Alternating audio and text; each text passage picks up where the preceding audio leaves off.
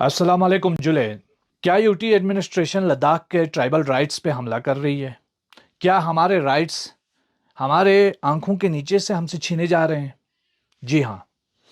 अभी हाल ही में आपको मालूम है कि ले एपेक्स बॉडी और करगिल डेमोक्रेटिक अलायंस ने काफ़ी मेहनत करके एमएचए के साथ 2 साल 3 साल की मेहनत करके एक रिजर्वेशन पॉलिसी सामने आई।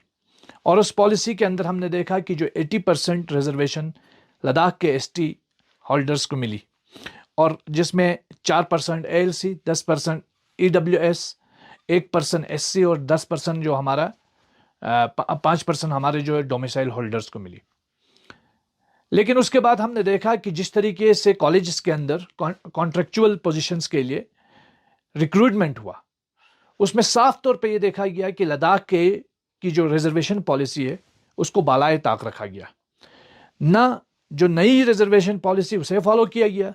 ना जो प्रीवियस रिजर्वेशन पॉलिसी थी उसको फॉलो किया गया।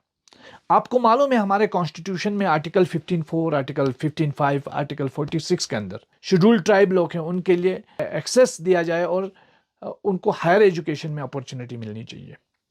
लेकिन हमने साफ तौर पे ये देखा कि किस तरीके से हमारी कॉन्ट्रेक्चुअल जो पोजीशंस फिल की गई उसका अगर रेशो देखेंगे तो किस तरीके से हमारे जीआरएफ, पीएचडीज, नीट किए हुए यूथ्स को, स्कॉलर्स को साइडलाइन किया गया।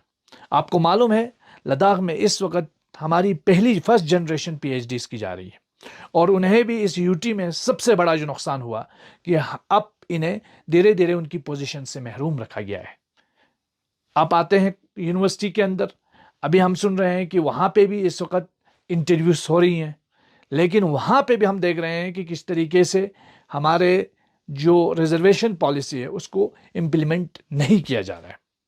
साथ ही साथ हम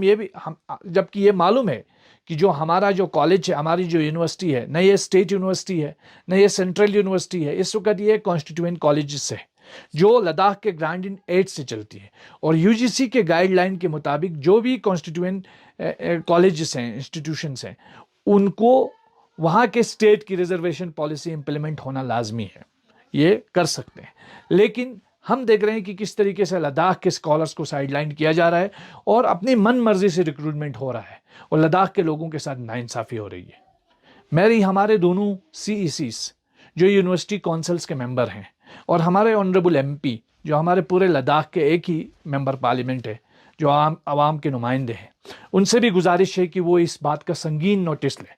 और यूटी एडमिनिस्ट्रेशन और ख़ासकर यूनिवर्सिटी ऑफ लद्दाख को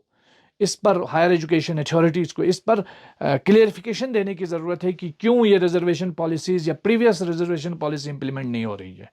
और ये हमारे यूथ्स के हुकूक के ऊपर क्यों डाला जा रहा है। साथ ही साथ यही नहीं, बल्कि इस वक्त लद्दाख को बिल्कुल ब्यूरोक्रेसी से अलग थलग करने की पॉलिटिक्स हो रही है।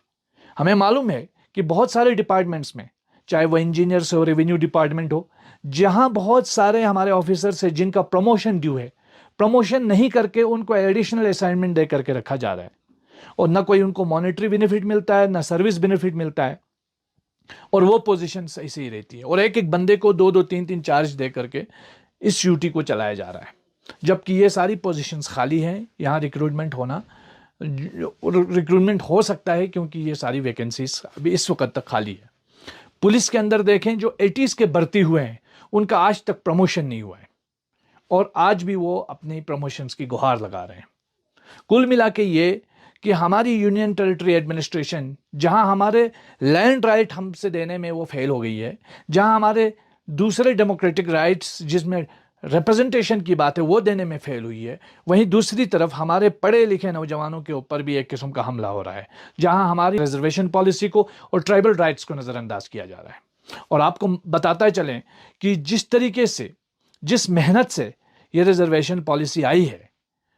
हक बनता था यूटी एडमिनिस्ट्रेशन का कि इसको फिल फॉर इंप्लीमेंट करते, क्योंकि हमें आश्वासन दिया गया था कि लद्दाख में ये रिजर्वेशन पॉलिसी इंप्लीमेंट होगी और आपके यूथ्स के राइट जो है वो महफूज होंगे। लेकिन पिछले 4 साल में, पिछले 6 साल हो रहे हैं अब यूटी बन के, कि जहां पब्लिक सर्विस कमीशन न होने की वजह से हमारे एडमिनिस्ट्रेटिव जो पोजीशंस हैं वो भी आज खाली हैं, चाहे लद्दाख पुलिस सर्विस हो, लद्दाख एडमिनिस्ट्रेटिव सर्विस हो, या फिर लद्दाख फॉरेस्ट सर्विस हो, इसमें भी कोई रिक्रूटमेंट नहीं हुआ है। तो ये पूरा का पूरा फेलियर जो है वो यूटी एडमिनिस्ट्रेशन का है। और हायर एजुकेशन की जहाँ तक बात है, जहाँ हमारे पढ़े लिखे नौजवानों को साइडलाइन करने की इस वक्त कोशिश हो रही है। अभी हाल ही में एक प्रेस कॉन्फ्रेंस भी मेरी नज़रों से गुजरी जिसमें हमारे स्कॉलर्स इन चीज़ों का इजहार कर रहे थे, और इसी सिलसिले में मैं अभी हाल ही में मुझे मौका मिला चीफ सेक्रेटरी साहब से मिलने का, और उन्हें भी एक मेमोरेंडम दे दिया है। तो मैं उम्मीद करूंगा कि एक तो यूटी एडमिनिस्ट्रेशन, हायर एजुकेशन, बिलखुसूस हमारे वीसी साहब इस पर अपना क्लियरिफिकेशन देंगे,